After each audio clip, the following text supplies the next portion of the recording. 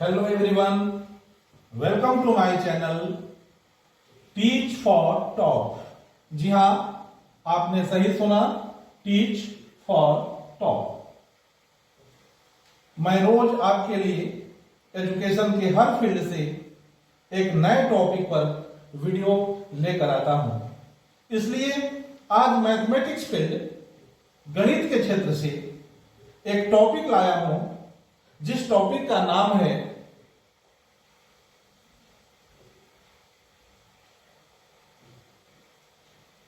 5 रुपए को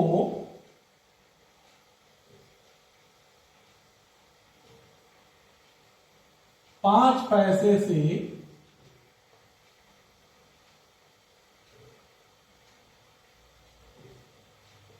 गुणा करें।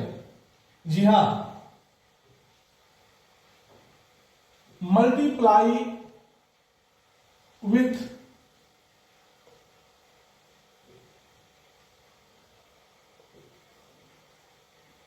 5 पैसे टू 5 रुपीज। टॉपिक सुनकर या पढ़कर तो आपको बहुत ही इजी लग रहा होगा, लेकिन शायद अच्छे अच्छे लोगों के पसीने छूट जाए। सबसे बड़ी बात यह है कि इस प्रश्न का जवाब ना गूगल दे सकता है और न ही कोई यूट्यूब चैनल।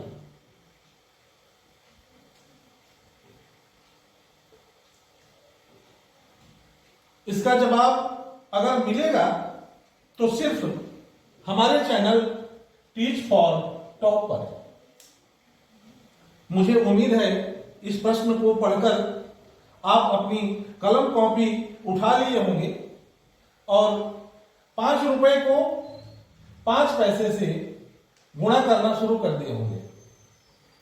5 रुपए को आप पैसे में बदलकर, जैसे 5 रुपया को पैसा में बदलकर 500 और फिर 5, इस तरह से गुणा करके 2500 पैसा इस तरह से ला रहे होंगे, या फिर 5 रुपये को ज्यों के त्यों छोड़ देते होंगे और फिर 5 पैसे को रुपया बनाकर इस तरह से 0.25 रुपया इस तरह से गुणा करके आप ला रहे होंगे। लेकिन आप खुद समझ सकते हैं कि ये आपका बनाया हुआ जो उत्तर है, जो इसका सॉल्व किया हुआ आंसर है, वो बिल्कुल गलत है। क्यों? क्योंकि ये दोनों बराबर आने चाहिए। 2500 पैसा 0.25 रुपया के बराबर आना चाहिए, जो कि नहीं है बराबर। इस तरह से आप अपने ही द्वारा बनाए गए आंसर से संतुष्ट नहीं होंगे। चलिए, यदि मैं इसे जोड़ने को बोलूं, अगर 5 रुपए को 5 पैसे में जोड़ने को कहा जाए तो 5 रुपया और 5 पैसा, पैसा को रुपया बनाकर 0.05 ऐसे करके आप चाहें तो 5.05 रुपया ला सकते हैं, या फिर 5 रुपया को पैसा बनाकर इसमें 5 पैसा बढ़ाकर 505 पैसा भी ला सकते हैं। यदि जोड़ने को बोला जाए तो आप जोड़ भी सकते हैं, और यदि इसको घटाने को बोला जाए तो घटा भी सकते हैं। अगर 5 रुपया में 5 पैसे को घटाते हैं तो 495 पैसा आएगा।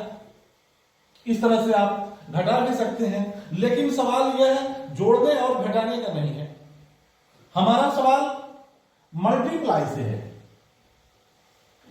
मल्टीप्लाई से है, अर्थात गुणा करना है। 5 रुपए को 5 पैसे से गुणा करना है। फ्रेंड्स, आज से आप एक बात जान लें कि मल्टीप्लाई एक ऐसी प्रोसेस है जिसमें डिजिट से गुणा करना होता है। उसमें कोई यूनिट नहीं लगाया जाता।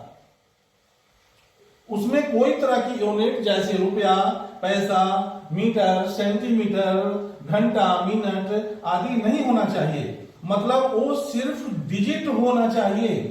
जिस चीज से गुणा किया जाएगा वो सिर्फ डिजिट होना चाहिए, उसमें किसी तरह का यूनिट नहीं लगा होना चाहिए। क्योंकि मल्टीप्लाई का मतलब होता है रिपीटेड टाइम्स। मल्टीप्लाई का मतलब होता है रिपीटेड टाइम्स, कितनी